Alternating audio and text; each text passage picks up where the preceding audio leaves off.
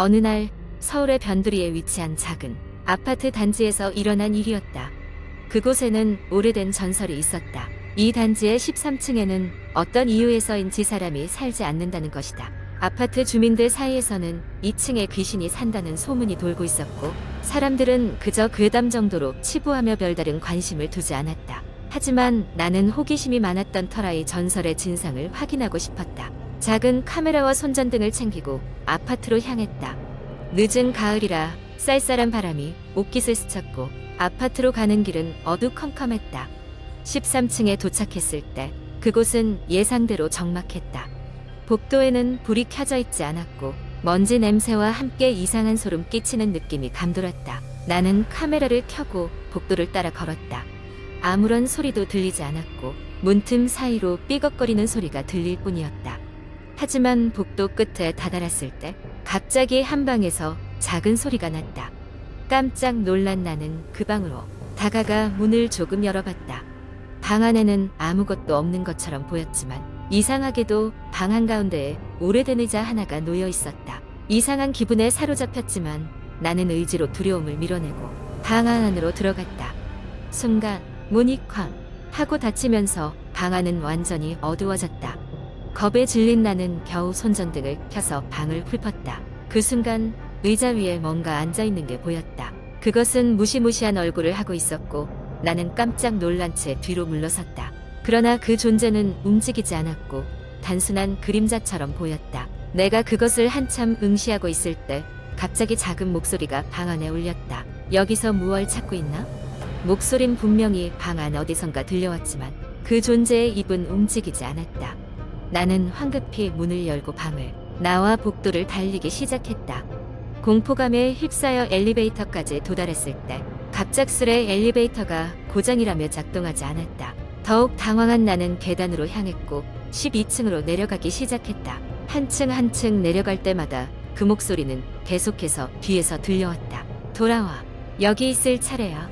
간신히 1층에 도착해 아파트에서 달려나오며 뒤돌아보지 않았다. 그날 이후로 나는 13층에 대해서 이야기하지 않는다. 그저 아무 일도 없었다는 듯이 하루하루를 보내려고 노력할 뿐이다. 하지만 가끔 악몽 속에서 그 목소리가 들릴 때마다 나는 뒤척이며 잠에서 깬다. 그리고 문득 든 생각이지만 그날 내가 그 방에 들어가지 않았더라면 어땠을까? 하지만 이 모든 건 이제 괴담처럼 나만이 고유한 공포 속에 묻어두려 한다. 두 번째 이야기. 한국 인터넷 커뮤니티에는 수많은 공포 이야기가 돌아다니고 있습니다. 이 이야기들은 대개 독자들의 등골이 오싹하게 만들고 밤에 잠을 설치게 하죠. 그중 하나의 긴 공포 이야기를 여러분께 소개합니다. 한적한 시골 마을에 사는 은주는 어느 날 우연히 동네 뒷산에 오래된 폐가가 있다는 이야기를 친구에게서 전해 듣게 되었습니다. 친구들은 그 집이 귀신이 산다는 소문이 자자한 귀신의 집이라고 했습니다. 은주는 원래 겁이 많았지만 호기심이 더 강해졌다. 그래서 은주는 무더운 여름밤 한창 매미가 울어대던 날 친구들과 함께 그 집을 탐험하러 가기로 마음먹었습니다. 이른 저녁 은주와 그녀의 친구들은 작은 손전등을 들고 폐가로 향했습니다.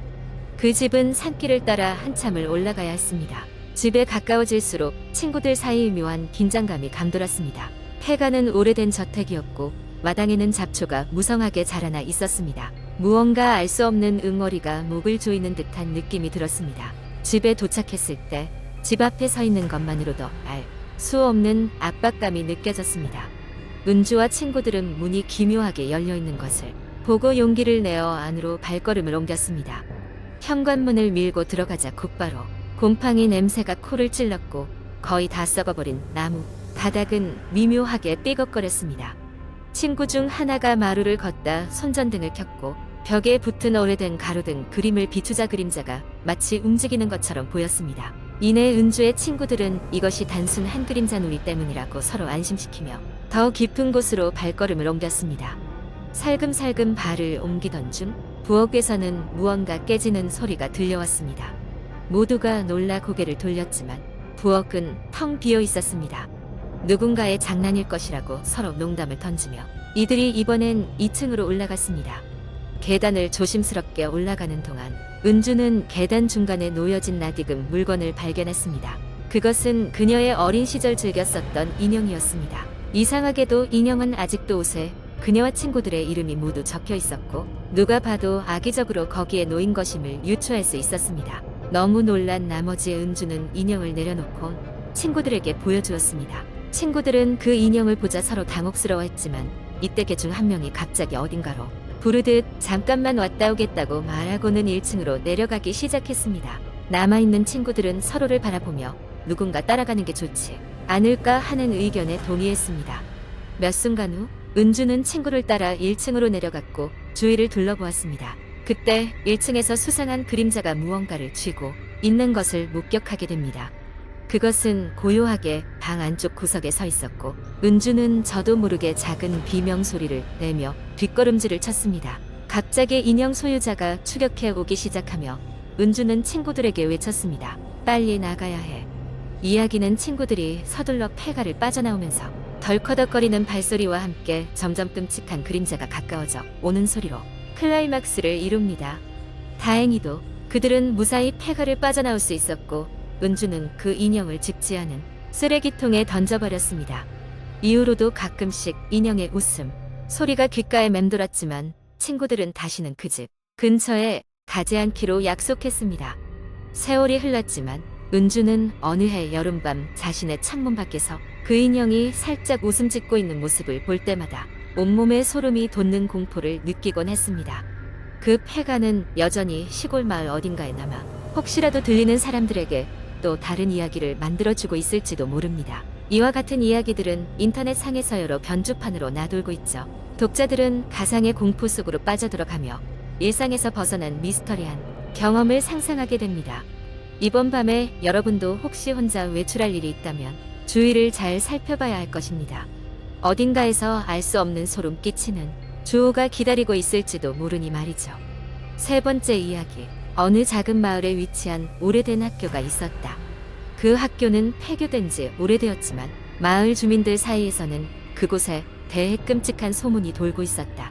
학교가 문을 닫기 전 이상한 사건들이 연달아 발생했기 때문이다. 학생들은 이유 없이 사라지거나 알 수 없는 병에 걸리기도 했으며 학교 건물에서는 이상한 소리가 들린다는 보고도 잦았다. 어느 늦가을 밤 친구들과 호기심에 가득 차 있는 한 무리 학생들이 그 폐교에 들어가기로 결심했다.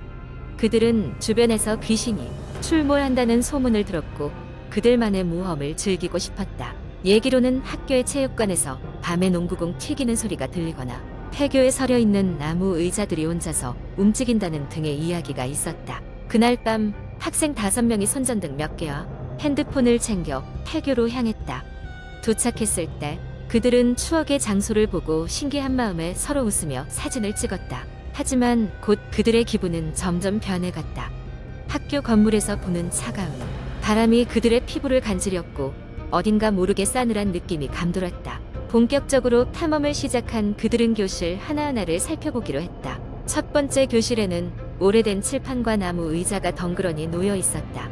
두 번째 교실에서는 바닥에 흩어진 공책 몇 권과 바스러질 것 같은 교과서들이 쌓여 있었다. 그들은 서로 농담을 하며 작은 소리에 놀라는 친구를 비웃기도 했다. 그러던 중 한 친구가 세 번째 교실의 벽에 이상하게 적혀있는 낙서를 발견했다. 도망쳐 라는 글자가 걸려 있었다. 물론 친구들은 누군가의 장난일 것이라 생각했기에 대수롭지 않게 넘겼다. 다음으로 그들이 향한 곳은 체육관이었다. 체육관 문 앞에 도착하자마자 묘한 한기가 그들을 스쳤다. 그럼에도 불구하고 그들은 계속 나아갔다. 체육관 문을 열자 안에는 아무도 없는 듯 했지만 곧 어둠 속에서 확실히 들리는 농구공 튀기는 소리가 들리기 시작했다. 그들은 서로 시선을 마주치며 놀라움을 감추지 못했다. 아무도 없는데 소리가 계속 나고 있었다. 그 순간 한 학생이 조심스럽게 체육관 바닥을 비추자 보란듯이 농구공이 혼자서 바운스를 하고 있는 게 보였다. 그들은 그 광경에 순간 얼어붙었다. 공포심이 엄습하면서도 누구도 먼저 움직일 마음을 갖지 못했다. 그러다 갑자기 농구공이 심하게 튀더니 그들 쪽으로 굴러오기 시작했다. 학생들은 비명을 지르며 체육관을 뛰쳐나갔다. 하지만 체육관을 벗어났을 때 상황은 더욱 이상해졌다. 바깥은 어두컴컴해졌고 그들의 손전등은 갑자기 꺼지기 시작했다. 모든 것이 사방이 깜깜한 상황 속에서 그들은 서로의 이름을 불러보았지만 이상하게도 누구의 목소리도 진짜처럼 들리지 않았다. 마침내 간신히 학교 출입문을 발견하고 밖으로 나왔을 때 그들은 자신들이 이미 몇 시간이나 시간이 흐른 것을 알고 충격에 빠졌다. 분명 체육관에 들어갔을 때는 저녁 10시 정도였지만 그들이 건물을 나왔을 때는 새벽 3시가 다 되어 있었다. 그 후로 그들은 이 이야기를 그 누구에게 제대로 설명할 수가 없었다. 몇몇은 단순한 착각이나 분명한 꿈일 것이라 애써 잊어버리려고 했지만 다른 일부는 과연 그 체육관에서 들었던 소리와 보았던 광경이 무엇이었는지를 끝없이 고민했다. 한 가지 분명한 것은 그들이 그날 밤 느꼈던 공포만큼은 결코 잊을 수 없다는 것이었다. 그리고 다시는 그 폐교 근처에 가겠다는 생각조차 하지는 않기로 결심했다.